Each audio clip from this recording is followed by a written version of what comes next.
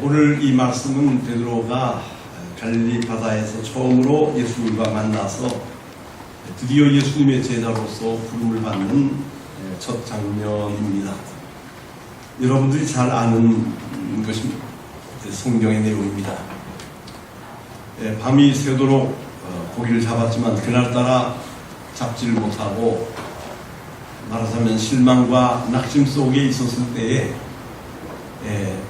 예수님께서 베드로의 배에 오르셔서 깊은 데로 가서 그물을 내려보라. 그래서 베드로는 말씀에 의지하여 그렇게 하겠습니다. 그렇게 순종한 다음에 고기를 잡았는데 배가 그물이 찢어지고 배가 잠기게 될 정도로 고기가 많이 잡히게 되었습니다. 그때 베드로는 예수님을 향해서 고백을 하는 것입니다. 주여 나를 떠나소서 나는 죄인이로소이다 하는 것입니다. 나는 죄인이로소이다. 오늘 아침엔 이 말씀의 의미를 우리가 좀 생각하면서 하나님과 우리가 또 우리 주 예수님과 우리가 좀 더 가까워질 수 있는 기회를 생각해 보도록 그렇게 하게 됐습니다. 죄인이라고 할 때에 죄라고 하는 것이 무엇인가 하는 질문을 우리가 먼저 하게 됩니다. 이것은 우리 사회의 법이라든지 사회의 개념이 말하고 있는 죄와는 완전히 다른 하나님 앞에서의 의미를 말씀하는 것입니다. 구약 성경에는 율법을 중심으로 해서 율법을 지키지 않고 하나님을 거부했을 때에 이것은 죄가 되는 것입니다. 하나님을 거부하는 모든 인간의 행동이 죄다. 그렇게 이야기할 수 있는 것입니다. 이제 시작이 내려와서 기시하고 히라보에는 이 죄라는 얘기를 하마르케아라고 표현하면서 활을 쏘았을 때 이 화살이 목표한 관역으로 가야 되는데 그쪽으로 가지 않고 빗나가버리는, 그러니까 우리의 인생과 우리의 삶 속에 전부 하나님의 계획이 있게 마련인데 이 하나님의 계획과 빗나가는, 하나님의 계획에서 빗나가 버리는 모든 우리들의 행동, 하나님을 거부하는 모든 행동은 다 죄가 된다 하는 것입니다. 그래서 이 죄를 지은 사람은 죄인이다.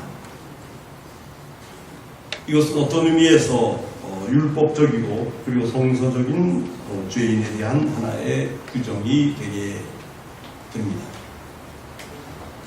그러나 주여 난 죄인입니다. 이 말씀은 우리의 인생에 있어서 우리 인생의 열쇠를 여는, 문을 여는 열쇠가 되는 참으로 중요한 말씀이라고 하는 것을 우리는 배워야 하는 것입니다. 그래서 이 말씀의 의미를 생각해 보려고 하는 것입니다. 주여 나는 죄인입니다. 첫째로 이 말씀은 나의 영혼의 문을 열어주는 말씀입니다. 우리에게는 영혼이 있습니다. 이 영혼이 무엇인가? 하나님을 알 수 있고 하나님을 볼 수 있고 하나님을 만날 수 있는 창문의 역할을 하는 것이 영혼입니다. 우리가 요즘 영성이라고 하는 말을 쓰는데 다 이 영에 관계되는 것입니다. 영에 관계된다고 하는 것은 전부 다 하나님과 연결된 것입니다. 하나님에 관한. 그렇기 때문에 그 사람은 영성이 깊다 이렇게 말을 한다면 하나님에 대한 생각, 하나님에 대한 관심, 하나님에 대한 인식이 아주 깊다 하는 의미를 가지게 되는 것입니다. 우리가 인간이 영혼의 존재를 인식하고 영혼의 존재를 생각하면서 영혼에 대해서 눈이 뜨이게 될 수 있는 그러한 길은 내가 죄인입니다 하는 고백을 하는 데서부터 출발합니다. 하나님 앞에서 나는 죄인입니다. 이 생각과 이 고백이 없으면 우리의 영혼의 문은 굳게 잠겨져 있는 것입니다. 우리의 영혼의 창문은 굳게 잠겨져 있고 바람 한 점 통하지 않고 그 위에다가 검은 카텐이 쳐져 있는 그런 상태가 되는 것입니다. 아무것도 볼 수 없고 아무도 만날 수 없는 것입니다. 내 영혼의 문이 닫혀져 있는 상태입니다. 성경 말씀 그대로 사람에게는 영이 있고 영혼이 있고 그 다음에 마음이 있습니다. 그리고 사람에게는 육신이 있습니다. 성경이 우리에게 가르치는 것은 영혼이 하나님과 만나서 잘 돼야 마음의 평화를 찾고 마음의 평화를 찾으면 우리는 건강하게 우리의 몸도 건강하게 살아갈 수 있다. 이 순서를 우리가 절대로 거스릴 수 없습니다. 몸이 아무리 건강하다 하더라도 영혼의 문이 닫혀져 있으면 마음은 초조하고 불안하고 전전긍긍하고 안정을 못하고 그러면 그 상태가 우리의 몸에까지 문제를 일으키게 되어져 있습니다. 그러므로 우리가 영혼을 살리는 길, 영혼을 살리는 문제는 우리 인생의 최대의 과제입니다. 영혼을 살려야 합니다. 어떻게 해서 우리의 영혼을 살리느냐? 하나님 앞에서의 죄의 인식이 없이는 우리는 우리의 영혼이 살아날 길이 없습니다. 하나님 앞에서 교만해서는 우리의 영혼이 살 수 없다 하는 것입니다. 그렇기 때문에 우리는 나는 죄인입니다 하는 고백과 함께 우리의 영혼의 문이 열리고 우리의 영혼의 문이 열려야 하나님의 음성이 내 귀에 들어오고 내가 꿈을 꾸어도 하나님을 볼 수 있고 그리고 나를 향하신 하나님의 계획과 그 길을 우리가 분명히 알 수 있다. 나는 죄인입니다. 나는 죄인입니다. 이 말은 우리의 영혼의 문을 여는 말씀이라고 하는 것을 먼저 말씀드립니다. 두 번째로 나는 죄인입니다. 이 말씀은 우리가 은혜로 인식할 수 있는 길을 여는 열쇠입니다. 나는 죄인입니다 라고 하는 고백이 없으면 우리는 하나님의 은혜를 모릅니다. 하나님의 은혜에 있어서 우리가 지금까지 살아오면서 여러 가지 고백을 하셨을 것입니다. 왜 나는 이런 가난한 부모님 밑에서 태어나게 했는가? 지금은 대한민국이 우리나라가 잘 살지만 옛날에는 전쟁과 어려움 속에서 왜 하나님은 하필 미국과 같이 부자 나라에서 나를 태어나게 하시지? 이런 한국처럼 가난한 나라에서 나를 태어나게 하셨는가? 미국으로 이민을 가고 불평과 원망뿐이었습니다. 하나님의 은혜라고 하는 것은 나하고는 거리가 먼 말씀입니다. 그렇게 생각했습니다. 그러나 우리가 하나님의 인도하심을 받아서 나는 죄인입니다 고백할 때에 우리의 영혼이 문을 열게 되고 하나님의 은혜를 우리가 알게 되고 또 받게 되는 놀라운 계기가 열리는 것입니다. 하나님의 은혜의 음성이 우리의 귀에 들려옵니다. 우리가 하나님의 은혜를 알면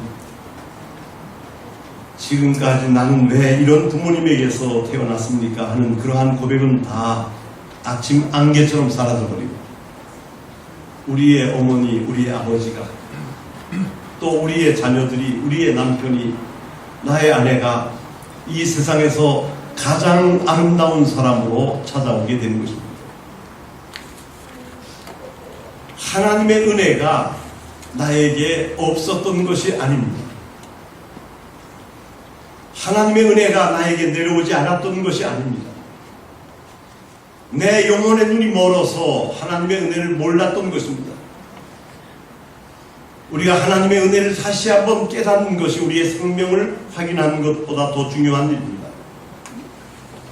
지금까지 지내온 길에서 우리가 감사를 생각하고 기쁨을 생각하는 것입니다. 하나님의 은혜를 우리가 생각할 때 이것이 어디에서부터 출발하느냐?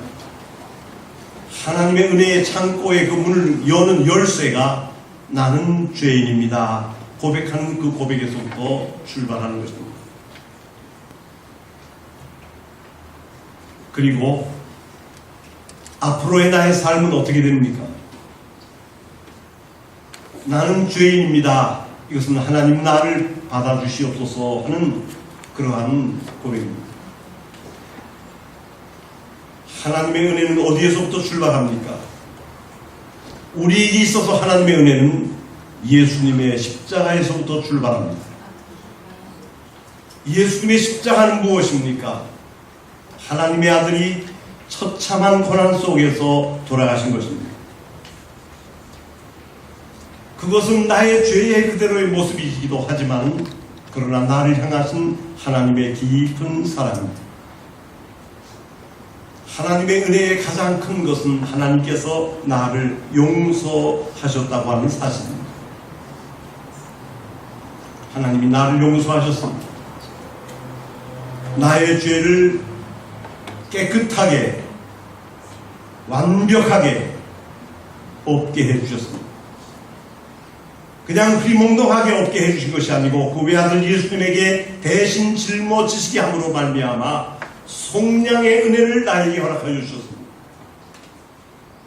그래서 나는 죄사함을 받았습니다.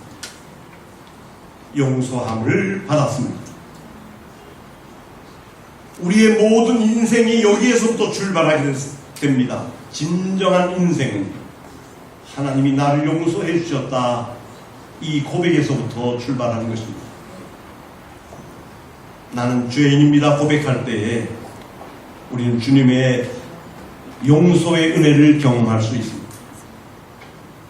용서받지 못한 사람은 용서할 수 없습니다. 용서받지 못한 사람은 마음의 평화를 얻을 수 없습니다. 용서받지 못한 사람은 아무것도 행할 수가 없는 것입니다. 과거에 있어서는 이러한 것이라고 할 수 있겠습니다만 그러나 지금부터의 나의 삶은 어떤 것입니까? 지금부터 나의 삶의 은혜는 무엇입니까? 그것은 하나님께서 나와 함께 하시는 것입니다. 성경이 말씀하시고 있는 하나님의 가장 큰 축복은 무엇입니까? 가장 위대한 축복은 하나님께서 오늘 나와 함께 하십니다. 주여 나는 죄인입니다 머리 숙이고 예수님의 무릎 앞에 우리가 무릎을 꿇을 때에 내가 죄인이었음을 고백할 때에 우리는 예수님을 만나고 이 예수님은 나와 계속 같이 해주십니다. 더운 날에도 함께 해주시고 추운 날에도 함께 해주시며 어떠한 일이 있을 때도 나와 함께 해주십니다. 하나님의 아들 예수님이 이 세상에 탄생하시면서 우리 인류에게 주신 메시지는 임마누엘이었습니다. 하나님께서 우리와 함께 하신다. 지금부터 우리의 삶에 하나님께서 함께 하여 주셔서 인도해 주시고 가르쳐 주시고 힘을 주시고 은혜를 주시고 용기를 주시고 우리에게 사랑을 가르쳐 주시면서 어려운 세상이지만 우리가 살아갈 수 있게 하는 것입니다. 그리고 세 번째로 주여 나는 죄인입니다. 이 고백은 우리로 하여금 하나님 앞에 우리가 서서 사명을 감당하게 합니다. 예수님은 자기 자신이 죄인이라고 고백하는 베드로를 향해서 너는 이제 사람을 취하리라. 사람의 영혼을 구하는 어부가 되리라. 말씀해 주시고 제자로 삼아 주셨습니다. 내가 죄인입니다 라고 고백하는 사람에게 죄를 용서해 주시는 것뿐만 아니라 예수님은 그를 사명자로 다시 택해서 그와 함께 동행하시는 것입니다. 저와 여러분들은 교회에서 이러한 부르심을 받았습니다. 받았기 때문에 이것을 우리가 확신해야 합니다. 그리고 늘 겸손하게 언제든지 나는 죄인입니다 하며 기도하며 주님의 뒤를 따라가야 된다고 하는 것입니다. 따라가는 길에 여러 가지 어려움이 있습니다. 문제가 있습니다. 실수도 있습니다. 넘어질 때도 있습니다. 베드로도 그랬습니다. 그러한 베드로를 예루살렘에서 다시 이 갈릴리 바다까지 찾아오셨습니다. 떡을 가지고 찾아오셨습니다. 그리고 지금 구워낸 생선을, 지금 잡아낸 생선을 구워라. 그리고 말씀하시면서 요한의 아들 시몬아, 내가 진정으로 나를 사랑하느냐 3번이나 물으셨습니다. 그리고 이 실수 많고 결함 많은 베드로에게 내 양을 먹이라 3번이나 말씀하셨습니다. 그리고 그것으로 끝난 것이 아니라 성령을 충만하게 베드로에게 허락하여 주셔서 이 베드로가 예수님의 제자가 되어서 순교의 영광의 길까지 걸어갈 수 있도록 주님은 함께해 주셨습니다. 베드로는 12사도의 가장 우두머리에 있는 직분을 받았습니다. 그러나 그것이 우연히 나온 것이 아니고 나는 죄인입니다. 이 열쇠 속에서 베드로의 인생을 예수님께서 책임져 주셨습니다.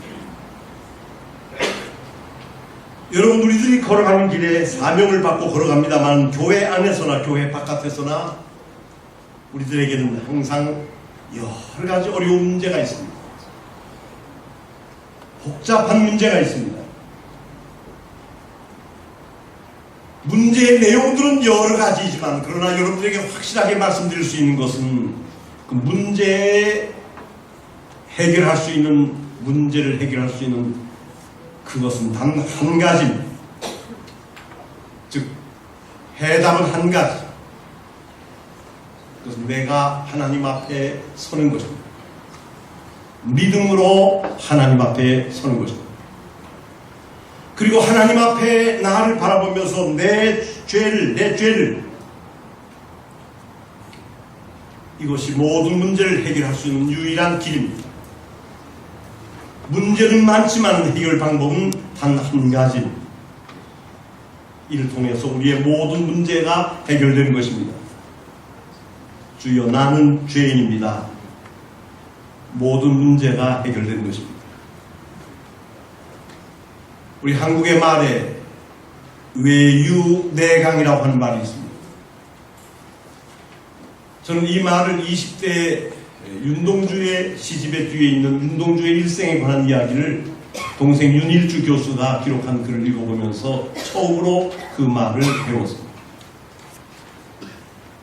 한국에는 동주라고 하는 영화가 나와 있다고 하는데 아직 보지 못했고 보고 싶습니다.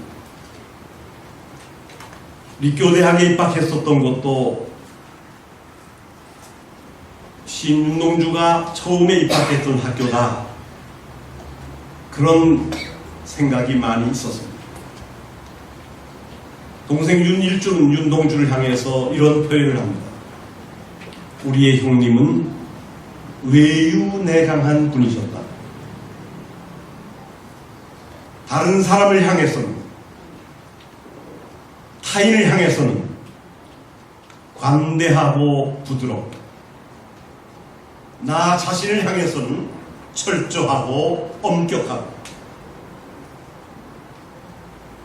우리가 인생의 길에서 여러 가지 문제와 시련을 만납니다만 이유와 원인이 어디에 있었습니까? IMF에 있었습니까? 아니면 어떤 사람에게 있었습니까? 모든 것은 다 내 앞에 있습니다. 문제는 다 나에게 있습니다. 내가 원인이요, 내가 이유고, 내가 문제를 만들어냈습니다. 복잡한 문제가 여러 가지가 있지만 그러나 그 근원을 찾아가 보면 나한테 문제가 있습니다. 하나님, 나는 죄인입니다. 이 고백이 그 문제를 해결해 나가는 길이라고 하는 것을 우리가 알아야 되겠습니다. 마틴 루터의 이야기를 생각해 봤습니다. 종교개혁의 운동을 시작하다가 그는 교회에서 재판을 받게 됩니다. 당시에 엄청난 교회와 국가의 권력, 그를 재판정으로 끌어냈습니다. 그가 기록한 책을 쌓아두고 이것들은 잘못된 생각이요 하면서 루터의 생각을 시정할 것을 강요를 당합니다. 사람들이 그 회당에 꽉 찼습니다. 그때 루터가 한 말 한마디를 지금도 나는 기억합니다. 내 평생에 내 마음속을 떠나가지 않고 있습니다. 하나님, 내가 여기에 섰습니다. 하나님, 내가 여기에 섰습니다. 하나님께서 나를 도와주실 것입니다. 나를 둘러싼 마귀가 저 기와장처럼 많을지라도 나는 아무것도 무섭지 않습니다. 하나님, 나는 하나님 앞에 섰습니다. 나를 도와주십시오. 사랑하는 여러분, 이것이 모든 문제를 해결하는 길이고 우리가 더 잘되는 길입니다. 언제든지 하나님 앞에 우리가 굳게 서서 하나님, 내가 여기에 있습니다. 나는 하나님 앞에 죄인입니다. 나를 불쌍히 여기소서. 이러한 겸손한 영혼을 하나님은 사랑하십니다. 그리고 용서해 주시는 것뿐만 아니라 더 큰 은혜를 내려주셔서 우리에게 축복을 주시며 이 어려운 시대에 우리를 사명자로 인도하시며 날마다 우리를 새롭게 하십니다. 베드로가 이러한 축복을 받았으며 그 후에 마틴 루터가 이러한 축복을 받았습니다. 오늘 이 시간에 다시 한번 우리가 주님 앞에 고백하면서 주님, 나는 죄인입니다. 주여, 나는 죄인이로소이다. 이 겸손하고 진실한 고백 속에서 하나님의 은혜를 발견하고 우리의 영혼의 문을 열고 그리고 하나님과 동행하는 우리의 삶, 복된 삶을 계획하는 삶을 살아야 되겠습니다. 기도하시겠습니다. 아버지 하나님, 은혜를 감사합니다. 베드로가 주님의 무릎 앞에 무릎을 꿇고 엎드려 고백했습니다. 주여, 나를 떠나소서. 나는 죄인이로소이다.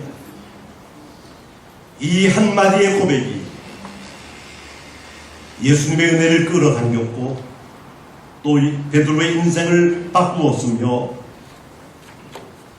고기를 낚는 어부가 아니라 사람을 낚는 어부로서 빛나고 값진 인생을 살 수 있도록 인도했습니다. 아버지 하나님이시여, 우리가 정말 하나님 앞에서 오늘도 진실하고 겸손하게 나는 죄인입니다 고백할 수 있도록, 그리하여 우리의 영혼의 문을 열고 하나님을 만나고 용서와 사랑의 큰 은혜를 다시 한번 우리가 체험하며 감사하고, 그리고 하나님과 함께 어려움이 있지만 사명의 길을 걸어가는 우리의 삶이 될 수 있도록 인도하여 주시고 축복하여 주시옵소서. 감사드리면서 예수님의 이름으로 기도드리옵나이다. 아멘.